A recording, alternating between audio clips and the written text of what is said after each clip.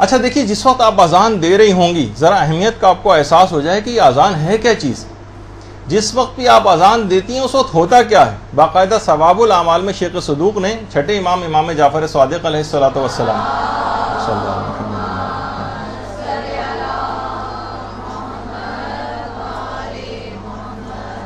کہ جو شخص بھی اذان و اقامت کے ساتھ نماز پڑھتا ہے، اذان بھی دیتا ہے اور اقامت بھی، تو ملائکہ کی 2 صفیں اس کے پیچھے آ کر کھڑی ہو جاتی.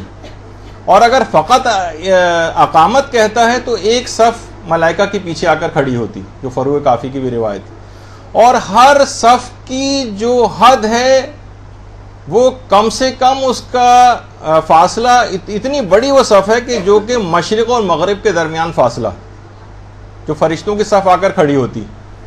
اور زیادہ سے زیادہ اتنا ہے کہ جتنا زمین اور آسمان کے درمیان فاصلہ. اور باقاعدہ وسائل الشیعہ میں ہے کہ اگر کوئی شخص اقامت دیتا ہے تو ایک فرشتہ اس کے پیچھے آ کر دائیں طرف آ کر کھڑا ہو جاتا ہے اور ایک بائیں طرف آ کر کھڑا ہو جاتا ہے. اچھا، کچھ میں اتنے زیادہ بڑی تعداد کا تذکرہ ہے، کچھ میں ایک فرشتے کا تذکرہ ہے.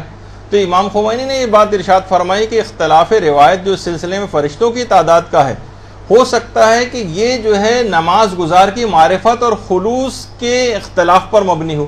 یعنی جتنا جس کا مقام اور مرتبہ ہے اس کے مطابق فرشتوں کی تعداد اس کے پیچھے آ کر کھڑی ہوگی. اور جس وقت وہ شخص اذان اور اقامت دے رہا ہوتا ہے کوئی شخص، تو وہ فرشتوں کا امام بن جاتا ہے، امام جماعت. اب اس کو امام خمینی نے کہا ہے کہ اب اسے چاہیے کہ اس بات کو تائید الہی سمجھے اور خدا سے اس نسبت کا اپنے احترام کرے. اب وہ گناہوں میں مبتلا نہ ہو کہ اب اس کا مقام اور مرتبہ ایسا ہے کہ فرشتے اس کے پیچھے آ کر نماز پڑھنے لگے، تو اپنے مقام اور مرتبے کو کم نہ کرے.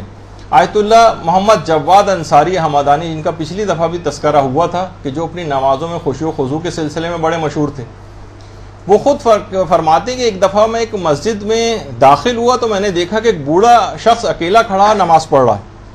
اچھا، یہ تو بہت ہی صاحب معرفت اور عارف علماء میں سے تھے.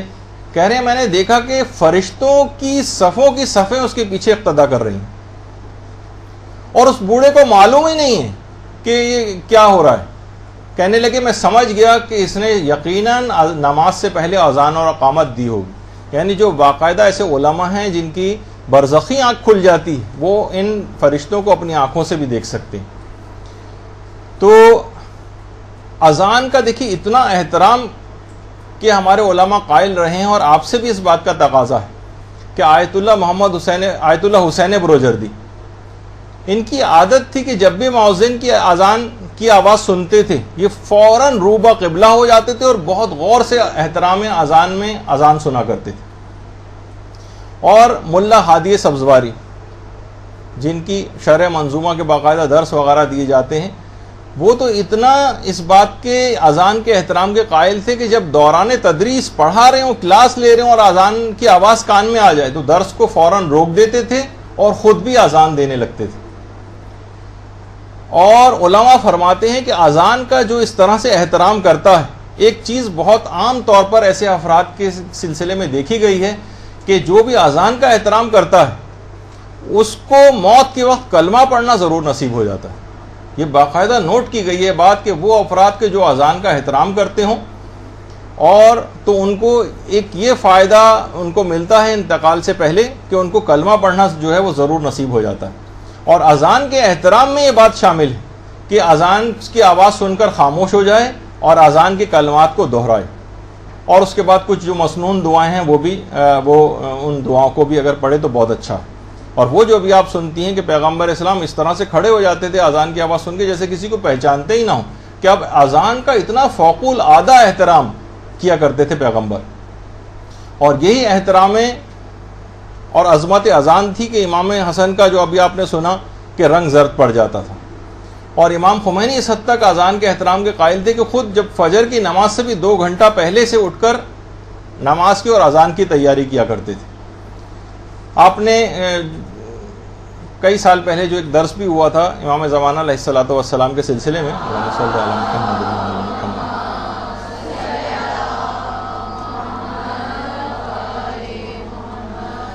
اس میں زبیدہ خاتون کا تذکرہ بھی آیا تھا. زبیدہ خاتون وہ ہیں جو ہارون رشید عباسی کی بیوی تھیں، اور اتنا بڑا مقام ان خاتون نے حاصل کیا کہ بہت سی روایات میں ہے کہ امام زمانہ کے ظہور کے بعد ان کی مددگار جو خواتین کی تعداد ہے اس میں بھی زبیدہ خاتون شامل ہے. اور زبیدہ خاتون نے کئی سو کنیزیں، حافظہ قرآن کنیزیں رکھی ہوئی تھیں جو روزانہ باواز بلند تلاوت قرآن کیا کرتی تھیں کہ شہر کے قرب و جوار کے جتنے گھر ہیں اس میں صبح ہی صبح تلاوت قرآن کی آواز جائے. اور ان کا ایک بہت بڑا کارنامہ نہر زبیدہ ہے. نہر زبیدہ مینا کا جو میدان ہے، مینا میں کنویں ہی کنویں، یعنی بہت زیادہ پانی مینا میں ہے. مکے میں پانی کی بڑی قلت تھی، یہاں تک کہ ایک مشک پانی بھی بہت زیادہ قیمتی فروخت ہوتی تھی اور حاجی حضرات کو شدید پانی کی پریشانی تھی. تو زبیدہ نے اپنے ذاتی مال کو خرچ کیا تھا اور مینا سے باقاعدہ پانی کا انتظام، ایک نہر کھودوا کر پانی کا انتظام کروا کے کہ مکے تک جو ہے اس نہر کو پہنچایا تھا. اور آج بھی اس کے آثار، یہ جو یہ مینا کا میدان ہے، سامنے یہ فلیٹ نما خالی عمارتیں ہیں اور اس کے پیچھے جو پہاڑی کے اوپر ایک چیز چل رہی ہے، یہ جو آپ کو ایک دیوار سی نظر آ رہی ہے بنی ہوئی، یہ نہر زبیدہ کے ریمننٹس ابھی بھی وہاں پر موجود ہیں. اور باقاعدہ اس نے ایک ایسا سسٹم بنایا تھا کہ باقاعدہ حیرانگی ہوتی ہے کہ کس طرح سے اس زمانے میں بھی بہت زیادہ پیسہ خرچ کر کے کہ پانی اس طرح سے پائپ لائنوں کے ذریعے اس نے جو ہے وہاں تک پہنچایا تھا. ابھی بھی اس کے کچھ جگہوں پہ آثار ہیں، کچھ جگہوں پہ آثار جو ہے وہ ختم ہوتے جا رہے ہیں. یہ نہر زبیدہ کی وہ دیوار ہے. اور اس طرح سے اس میں بیچ بیچ میں بہت سے اسپل ویز بھی بنائے تھے کہ بیچ بیچ میں بھی کہیں پانی لینے کی ضرورت پیش آئے تو بہت اس کو کاریگری کے ساتھ اس کو بنایا گیا تھا. تو بہرحال انتقال کے بعد زبیدہ کو کسی شخص نے خواب میں دیکھا اور کہا کہ آپ کی تو اتنی زیادہ خدمات ہیں، آپ نے تو حاجیوں کے لیے نہر کھدوائی ہے، آپ کا تو انجام یقیناً بخیر ہوا ہوگا، مخلوق خدا کو آپ نے کتنا فائدہ پہنچایا ہے، اس وجہ سے آپ کی تو مغفرت لازمی ہو گئی ہوگی. زبیدہ نے اس شخص سے کہا کہ نہیں، جس وقت میں نے اپنے اس عمل کو پروردگار کے سامنے پیش کیا تو پروردگار کی طرف سے جواب آیا کہ وہ پیسہ تو ہمارا ہی دیا ہوا تھا اور وہ توفیق بھی ہماری دی ہوئی تھی جس کی وجہ سے تم نے یہ کام کیا. تم وہ کام بتاؤ، پیش کرو ہماری بارگاہ میں کہ جو تم نے خود کیا ہو. میں گھبرا گئی، یہاں تک کہ ہاتف غیبی نے خود میری مدد کی اور آواز آئی تمہارا ایک عمل یقیناً بارگاہ عزتی میں خدا کی بارگاہ میں قبول ہوا ہے.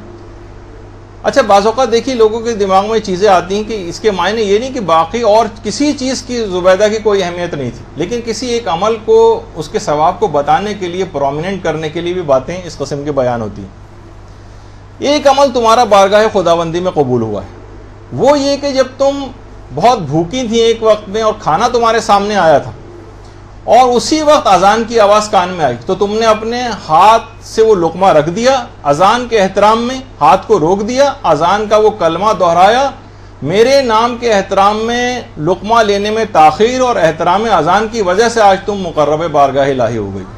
اللہم صلی اللہ علیہ وسلم.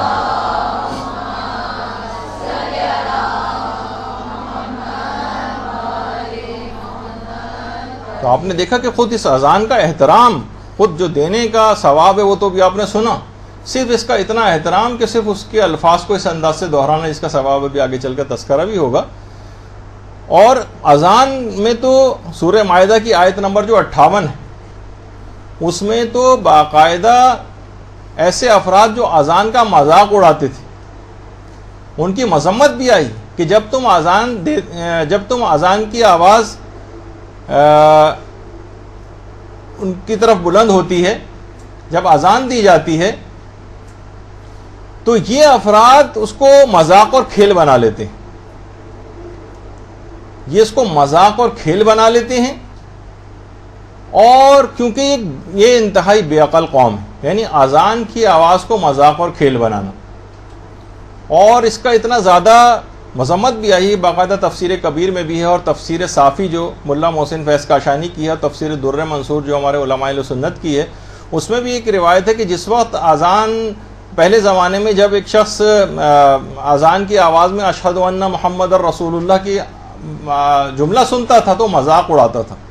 تو تمام تفاسیر نے اس کا لکھا ہے اس کا کہ اس کا گھر میں ایک دفعہ آگ لگ گئی اور وہ خود وہ آدمی اور اس کے تمام اہل خانہ بھی اس میں جل کر خاک ہو گئے. یعنی یہ دنیاوی عذاب بھی ان کے اوپر آیا. اور اذان کو اپنے مکمل آپ آداب کے ساتھ، جو امیر المومنین نے بھی جملہ ارشاد فرمایا کہ جب بھی اذان دو قبلہ رخ ہو کر اذان دو. اور یہ بھی باتیں کہی گئیں کہ جو تم میں زیادہ فصیح ہو اس کو اذان کے لیے مقرر کرو. اور گھر میں تو جو بہت اچھے طریقے سے اذان دینے والا ہو، ایسے افراد کو مساجد میں خاص طور پر ہم یہ دیکھتے ہیں کہ ہماری مساجد میں نہ ان کو صحیح تلفظ ہوتا ہے، انتہائی اغلاط کے ساتھ بھرپور ان کی اذان ہوتی ہے. اور بہت سی اذانیں تو یقیناً ایسی سنی ہیں کہ جس کے متعلق کہا جاتا ہے، شاید شہید مطہری نے لکھا ہے کہ کچھ اذان میں کیا ہوتا ہے، لوگوں کو اللہ کی طرف بلایا جاتا ہے. کچھ اذانیں ایسی ہیں جس سے لوگ اسلام سے دور ہوتے ہیں. اتنی خطرناک آواز میں، اتنی کڑھی آواز میں، اتنی خراب طریقے سے اذان دینے والے ہم اکثر ایسی اذانیں بھی سنتے ہیں. تو ہمیشہ اچھے افراد کو جو بہت اچھے طریقے سے اذان دیں ان کو مقرر کرنا چاہیے. اور اسی طریقے سے ہمارے چھٹے امام نے بھی جملہ ارشاد فرمایا کہ انگلیوں کو کانوں پہ رکھنا یہ بھی سنت ہے. برحمتك يا أرحم الراحمين وصلى الله على محمد وآله الطاهرين.